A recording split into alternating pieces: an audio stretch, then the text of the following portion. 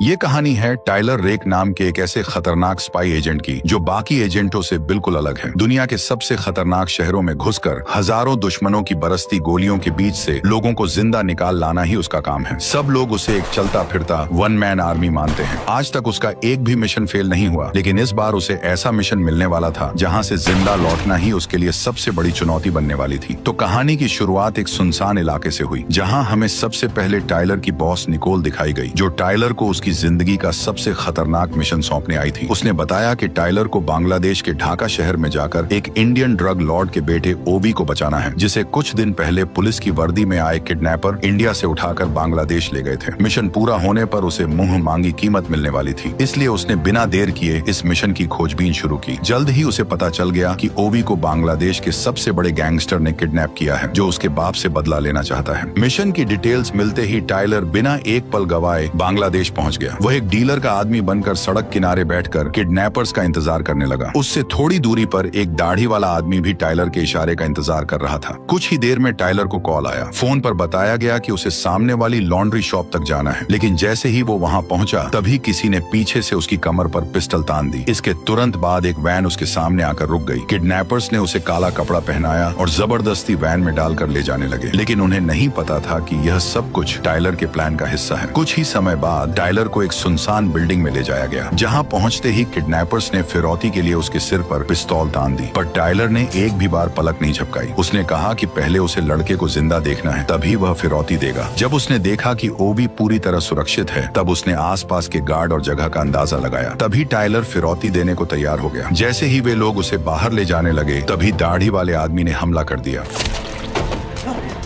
मौका पाते ही टाइलर ने दूसरे किडनैपर को भी मार गिराया। इसके बाद उसने अपने हाथों की रस्सी तोड़ दी। उस समय गार्ड्स को अभी तक एहसास नहीं था कि उनकी मौत का समय आ चुका है। अचानक दरवाजे पर जोरदार दस्तक हुई। जैसे ही किडनैपर दरवाजा खोलने के लिए आगे बढ़ा, तभी टाइलर ने बिना झिझक ट्रिगर दबा दिया।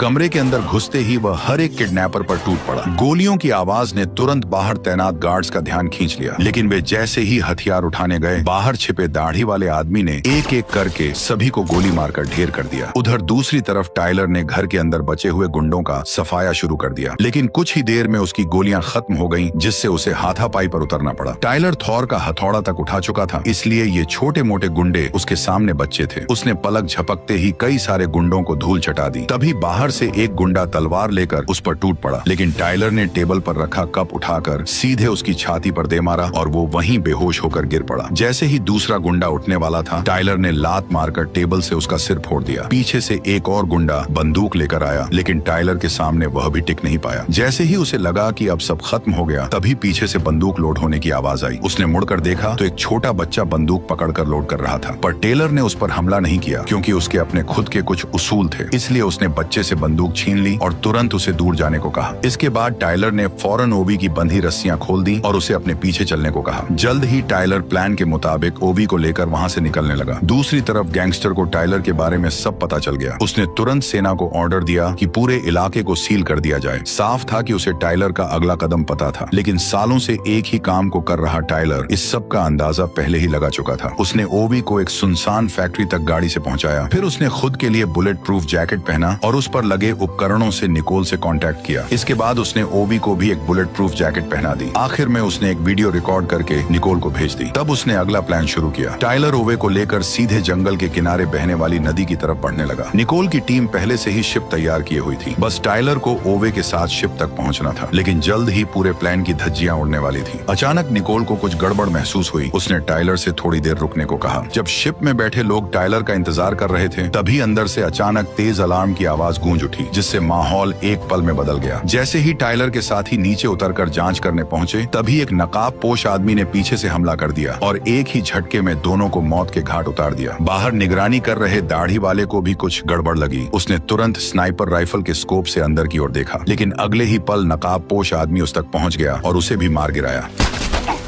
अब उसका अगला निशाना टाइलर था। ठीक उसी पल पुलिस ने शिप को ट्रैक कर लिया। निकोल ने तुरंत ये खबर टाइलर तक पहुंचा दी। खबर मिलते ही टाइलर फौरन ओवे को लेकर वहां से भागने लगा। तभी नकाबपोश आदमी की नजर उस पर पड़ गई और उसने बिना देर किए अंधाधुंध गोलियां बरसानी शुरू कर दी। लेकिन जैसे ही टाइलर एक चट्टान के पीछे रुका, तभी नकाबपोश आदमी ने अपना नकाब हटा दिया और सच सामने आया कि नकाबपोश कोई और नहीं बल्कि ओवी के पिता का आदमी सायू था, जो बिना किसी को खबर दिए ओवी को बचाने आया था। सायू जोर से चिल्लाया कि ओवी तुरंत उसके पास आ जाए। आवाज सुनते ही ओवी उसे पहचान गया, लेकिन जैसे ही वह उसकी ओर बढ़ने वाला था, टाइलर ने उसे पकड़कर रोक लिया, क्योंकि इसके पीछे दो वजह थी। पहली ये कि ओवी अब उसके लिए एक कीमती इनाम था, और दूसरी ये कि वह नहीं चाहता था कि जिसे वह मौत के मुंह से निकाल कर लाया था अब फिर से खतरे में पड़े। इसलिए टाइलर ने बिना देर किए एक ग्रेनेड फेंका, जिससे सायू की नजर कुछ पल के लिए धुंधली पड़ गई। इसी मौके का फायदा उठाकर वह ओवे को लेकर भागा और उसी फैक्ट्री के पास पहुंच गया। वहां से उन्होंने तुरंत कार उठाई और बिना देर किए तेज रफ्तार में भागने लगे। लेकिन कुछ ही दूरी पर सामने अचानक दो पुलिस गाड़ियां आकर रास्ता रोककर खड़ी हो गईं। टाइलर ने तुरंत गाड़ी रिवर्स की, तेजी से पीछे हटते हुए उसे घुमाया और दूसरी दिशा में मोड़ दी। इसी दौरान सायू भी उनका पीछा करते हुए वहां पहुंच गया। टाइलर को देखते ही उसने एक पुलिस गाड़ी छीन ली और उनका पीछा शुरू कर दिया। तभी मौका देखकर ओवी कार से उतरकर सायू के पास जाने की कोशिश करने लगा, लेकिन टाइलर ने उसे रोकते हुए बताया कि उसके पिता ने उसे बचाने के लिए पैसे दिए हैं और अब उनके ही आदमी का अचानक सामने आना किसी गड़बड़ की ओर इशारा कर रहा है। उसे शक हुआ कि शायद उसके पिता ने ही उसे धोखा दे दिया है और यहाँ तक पुलिस भी किडनैपर्स के साथ मिली हुई है। इसलिए टाइलर ने निकोल के बताए रास्ते पर गाड़ी मोड़ दी और वहाँ से निकलने की कोशिश करने लगा, लेकिन पीछा कर रही पुलिस गाड़ियां लगातार बढ़ती जा रही थी और वे बार बार उसकी गाड़ी को टक्कर मार रही थी। इसी बीच सायू ने पुलिस पर ही गोलियां चलानी शुरू कर दी और एक एक करके पीछा कर रही गाड़ियों को रोक दिया। लेकिन टाइलर के लिए हालात और भी खराब हो गए, क्योंकि आगे का रास्ता पहले से ही पुलिस ने ब्लॉक कर रखा था। अब वह चारों तरफ से घिर चुका था। आखिरकार उसने गाड़ी रिवर्स में डाली और पीछे खड़ी सायू की गाड़ी से भड़का दी। अचानक हुई टक्कर से सायू अपना कंट्रोल खो बैठा। दूसरी तरफ वहां पहुंचे बाकी पुलिस वालों ने उसे नजरअंदाज कर दिया और सीधे टाइलर को ढूंढने निकल गए। इस वक्त वे एक छोटे से इलाके में थे जहां चारों तरफ तंग गलियां फैली हुई थी, इसलिए कुछ ही पलों में टाइलर और ओवी नजरों से ओझल हो गए। भागते भागते अचानक टाइलर एक पुलिस वाले के सामने आ गया। पुलिस वाला कुछ समझ पाता उससे पहले ही टाइलर ने उसकी गर्दन पर वार किया और उसे वहीं खत्म कर दिया। इसके बाद उसने ओवे को अपने पीछे कर लिया, लेकिन जैसे ही वे आगे बढ़े तभी अचानक कई पुलिस वाले उसके सामने आ गए, लेकिन वे सभी टाइलर को रोक पाए इतनी उनमें दम नहीं थी। टाइलर ने एक साथ सभी को ढेर कर दिया, लेकिन एक पुलिस वाला मौका देखकर तुरंत ओवे की तरफ दौड़ पड़ा। ओवे यह देखकर भागने लगा, तभी सामने से एक और पुलिस वाला आ गया। वह तेजी से मुड़कर पास के एक घर में घुस गया और पीछे के दरवाजे से बाहर निकल गया। उसके पीछे पीछे पुलिस वाला भी भागता हुआ बाहर आया, लेकिन बाहर निकलते ही टाइलर ने उसे गोली मारकर खत्म कर दिया। इसके बाद टाइलर ओवे को लेकर वहां से निकलने लगा, लेकिन तभी चार और पुलिस वाले सामने आ गए। टाइलर ने कवर लेते हुए उन सबको भी मार गिराया। तभी उसने नीचे की ओर देखा और उसे समझ आ गया कि पुलिस ने उन्हें चोरों ओर से घेर लिया है। यह देखकर वह तुरंत ओवे को लेकर छत की तरफ भागा, लेकिन ऊपर पहुंचते ही उसने देखा कि आसमान में हेलीकॉप्टर भी नजर रख रहे हैं, इसलिए दोनों तुरंत वापस नीचे उतरने लगे। लेकिन जैसे ही वे दूसरी मंजिल पर पहुंचे तभी वहां अचानक सायू फिर से सामने आ गया, जिससे दोनों के बीच जबरदस्त भिड़ंत हो गई और लड़ते लड़ते दोनों ऊपर से नीचे गिर पड़े। उठते ही दोनों दोबारा एक दूसरे से भिड़ गए। आसपास खड़े लोग इस लड़ाई को ऐसे देख रहे थे जैसे यह उनके लिए कोई नई बात न हो। इसी बीच टाइलर धीरे धीरे सायू पर हावी होने लगा, लेकिन तभी अचानक एक कार आ गई।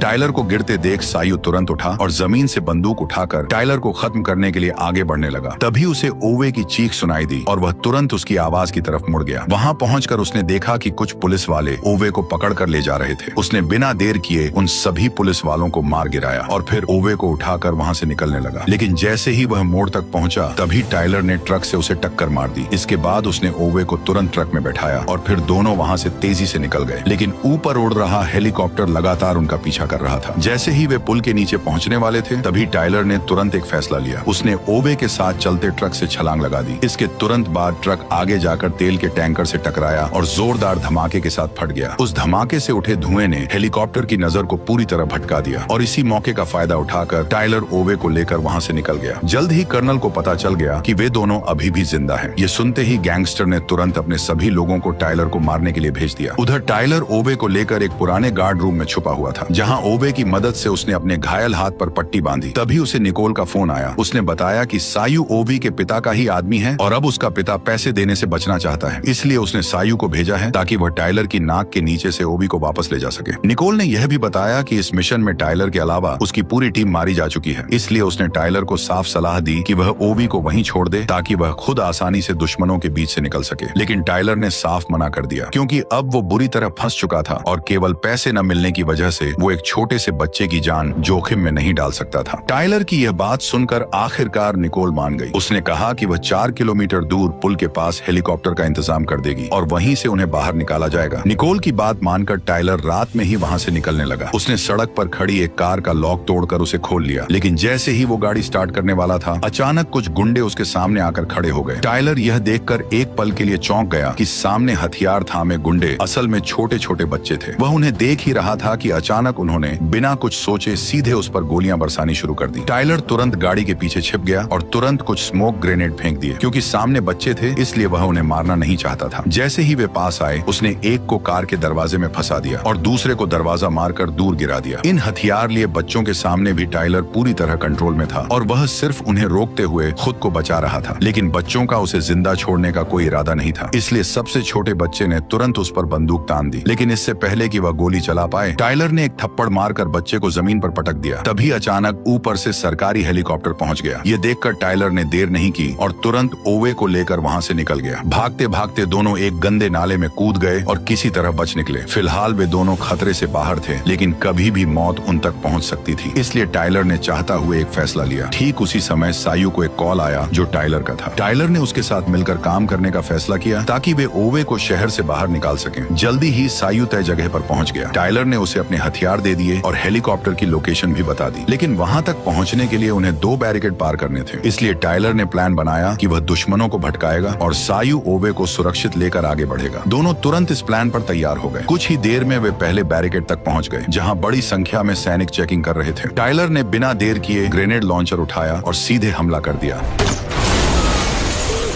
हमले की वजह से सैनिकों का ध्यान टाइलर पर चला गया, जिससे दोनों तरफ से जबरदस्त लड़ाई शुरू हो गई। इसी मौके का फायदा उठाकर सायू गाड़ी लेकर तेज रफ्तार में बैरिकेड पार कर गया। लेकिन टाइलर अभी वहां से निकल भी नहीं पाया था कि तभी नीचे खड़े सैनिकों ने रॉकेट लॉन्चर तैयार कर लिया।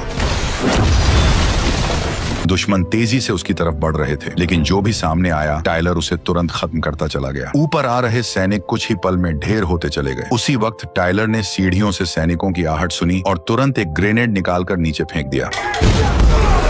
उधर सायू ओवे को लेकर दूसरे बैरिकेड तक पहुंच चुका था, लेकिन सामने भारी भीड़ और ट्रैफिक देखकर साफ था कि गाड़ी लेकर निकलना नामुमकिन है। इसलिए उसने गाड़ी छोड़कर भीड़ के बीच से निकलने का फैसला किया। वह धीरे धीरे लोगों के बीच चलते हुए आगे बढ़ने लगा, लेकिन बीच रास्ते में एक दाढ़ी वाले सैनिक की नजर उस पर पड़ गई। वह उसे पीछे से आवाज देता रहा, लेकिन सायू ने ऐसे दिखाया जैसे उसने कुछ सुना ही नहीं हो और वह लगातार आगे बढ़ता गया। जैसे ही वो भीड़ वाले इलाके से थोड़ा बाहर निकला, तभी उसने पीछे मुड़कर हालात का अंदाजा लिया, क्योंकि अब पकड़े जाने पर भी निकलने का मौका था। उसने तुरंत सैनिकों की पोजीशन पर नजर दौड़ाई और दिमाग में हमला करने का पूरा प्लान बना लिया। जैसे ही ओवी ने अपने सिर से टोपी हटाई, तभी अचानक सायू ने बंदूक निकालकर सैनिकों पर हमला बोल दिया। गोलियों की आवाज से चारों तरफ अफरा तफरी मच गई और सायू ओवे के साथ कार के पीछे छुप गया। सैनिक तेजी से दोनों की तरफ बढ़ने लगे। तभी सायू बाहर आया और सैनिकों को आगे बढ़ने से रोकने लगा। उसने एक एक करके कई सारे सैनिकों को मार गिराया। फिर उसने एक ग्रेनेड निकाला और सही मौके देखकर सैनिकों की ओर फेंक दिया। धमाके का फायदा उठाकर वह तेजी से वापस ओवे के पास पहुंच गया। उधर पुल पर हुए धमाके ने तुरंत कर्नल और बाकी अफसरों का ध्यान खींच लिया। उन्होंने बिना देर किए भारी हथियारों से लैस स्पेशल फोर्स को हेलीकॉप्टर से वहां भेज दिया। यह देखकर सायू ने तुरंत ओवे को गाड़ी के अंदर छुपने को कहा और खुद हेलीकॉप्टर पर अंधाधुंध फायरिंग करने लगा। लेकिन सामने से हो रही तेज गोलाबारी के सामने वह ज्यादा देर तक टिक नहीं पाया। वो सिर्फ छिप छिप कर अपनी जान बचाने की कोशिश करता रहा। एक साथ 5 सैनिक 5 बंदूकों के साथ उस पर हमला कर रहे थे, लेकिन जैसे तैसे जान बचाकर सायू एक ट्रक के पीछे छुप गया। कुछ ही देर में हेलीकॉप्टर से स्पेशल फोर्स के जवान सायू के सामने उतर आए और उसे चारों तरफ से घेर लिया। अब हालात यह थे कि सामने स्पेशल फोर्स और पीछे सैनिक थे, जिससे सायू पूरी तरह फंस चुका था। उसने तुरंत टाइलर को मदद के लिए बुलाया, लेकिन टाइलर अभी भी सैनिकों के बीच में फंसा हुआ था। तभी अचानक उसके सामने एक हथियारों से लेस गाड़ी आकर रुक गई। उसमें बैठे सैनिकों ने मशीन गन से टाइलर पर बिना रुके गोलियां चला दी। खुद को बचाने के लिए वह तुरंत पास की सब्जी मंडी में छिप गया। जल्द ही सैनिक गाड़ी से नीचे उतरकर जाकर उसे ढूंढने लगे, लेकिन तभी टायलर ने एक फ्लैश ग्रेनेड फेंक दिया, जिससे कुछ समय के लिए उन्हें दिखना बंद हो गया। इसी मौके का फायदा उठाकर टायलर ने उन पर हमला कर दिया। बाहर निकलते ही टायलर ने मशीन गन पकड़े सैनिक को मार गिराया, फिर 2 ग्रेनेड गाड़ी के अंदर डालकर वहां से दूर निकल गया। उधर सायू अब धीरे धीरे हार मानने वाला था, लेकिन तभी अचानक टायलर की बॉस निकोल वहां आ गई और आते ही उसने गाड़ी में से आरपीजी निकालकर हवा में मंडराते हेलीकॉप्टर पर दाग दी और एक ही झटके में हेलीकॉप्टर जमीन पर धराशायी हो गया। ठीक उसी पल टायलर दूसरे बैरिकेड तक पहुंच गया, जहां उसने एक एक करके पुल पर खड़े सैनिकों को सटीक निशाने से मार गिराया। जल्द ही टायलर को ओवे की पोजीशन का पता चल गया, इसलिए वो पुल के किनारे से आगे बढ़ते हुए आसपास बचे हुए सैनिकों को मारने लगा, जबकि सायू पुल के बीच में फंसा हुआ था। उसके पास अब सिर्फ एक पिस्तौल बची थी। फिर भी वह जैसे तैसे कई सारे सैनिकों को ओवे के पास पहुंचने से रोकता रहा, लेकिन अगले ही पल एक स्नाइपर की गोली सीधे उसके सिर में जा लगी। अब सायू हमेशा के लिए शांत हो गया। उधर ओवे पूरी तरह अकेला रह गया था और वह धीरे धीरे छुपते हुए पुल की तरफ बढ़ रहा था। जैसे ही उसे कोई दिखाई देता, वह तुरंत किसी गाड़ी के नीचे छुप जाता। तभी टायलर की मदद के लिए हेलीकॉप्टर वहां पहुंच गया, लेकिन वह अभी उतर भी नहीं पाया था कि दूर खड़े कर्नल ने अचानक फायर कर दिया और उसकी गोली सीधे को पायलट को जा लगी, जिससे वह वहीं मारा गया। पायलट ने उतरने की बजाय हेलीकॉप्टर को वापस मोड़ लिया। इतने में ही कर्नल ने निकोल के एक और आदमी को मार गिराया। यह देखकर निकोल तुरंत जमीन पर लेट गई और गाड़ी को कवर बनाकर स्नाइपर को ढूंढने लगी, लेकिन कर्नल ने एक गोली चलाने के बाद खुद को पूरी तरह छुपा लिया और उसका कुछ भी पता नहीं चला। इसी दौरान टायलर पुल के बीच तक पहुंच गया। ठीक उसी पल स्नाइपर ने भी उस पर निशाना साध लिया। तभी अचानक टायलर को सायू की लाश दिखी, लेकिन ओवे को ढूंढने की जल्दी में उसने यह नहीं देखा कि सायू को स्नाइपर ने सिर में मारा था। जैसे ही वह खुले हिस्से में पहुंचा, दूर बैठे कर्नल ने तुरंत ट्रिगर दबा दिया। गोली लगते ही टायलर वहीं गिर पड़ा। अब कर्नल उसे खत्म करने के लिए दूसरी गोली चलाने ही वाला था कि तभी अचानक ओवे दौड़ता हुआ आया और टायलर के सामने खड़ा हो गया। टायलर को खून से लथपथ देखकर ओवे की आंखों से आंसू निकल आए, क्योंकि उसके लिए टायलर सिर्फ एक बॉडीगार्ड नहीं था, बल्कि एक पिता जैसा बन चुका था। अब वही उसका एकमात्र सहारा था। लेकिन टायलर जानता था कि यह वक्त भावनाओं में बहने का नहीं है, इसलिए उसने दर्द सहते हुए ओवे से कहा कि वह पूरी ताकत लगाकर पुल के उस पार भाग जाए। इस दौरान कर्नल अभी भी मौके की तलाश में घात लगाए बैठा था, लेकिन तभी निकोल ने कर्नल की लोकेशन पकड़ ली। उधर टायलर ने अपनी बची हुई ताकत जुटाकर तुरंत खड़ा हो गया, ताकि ओवे को भागने का मौका मिल सके। वह अपनी जान की बाजी लगाकर पीछे से आते सैनिकों को रोकने लगा। ठीक उसी समय पर ओवे सही सलामत निकोल के पास पहुंच गया। जब ऐसा लगा कि अब सब ठीक हो गया है, तभी उसे फिर से गोली लग गई। लेकिन इस बार जिसने गोली चलाई उसे देखकर सब हैरान रह गए, क्योंकि वह कोई और नहीं बल्कि वही घुंघराले बालों वाला लड़का था जिसे टायलर ने जिंदा छोड़ दिया था। गुस्से में निकोल ने बच्चे पर जवाबी हमला कर दिया, जिससे वह भाग निकला। उधर टायलर लड़खड़ाते हुए पुल के किनारे तक पहुंचा। उसके घाव अब जानलेवा बन चुके थे और उसकी ताकत धीरे धीरे खत्म होने लगी थी। उसे सब कुछ धुंधला धुंधला दिखने लगा। तभी अचानक उसे अपने मरे हुए बेटे की झलक दिखाई दी, जिसे वो एक मिशन के दौरान बचा नहीं पाया था। उसकी यह हालत देखकर ओवे रुक नहीं सका, लेकिन इससे पहले कि वह टायलर तक पहुंच पाता, तभी वो सीधे नदी में जा गिरा। 8 महीने बाद टायलर की बॉस निकोल अकेले ही गैंगस्टर के इलाके में घुस गई और मौका देखकर जैसे ही आसिफ बाथरूम आया, उसने तुरंत उसका गेम बजा दिया।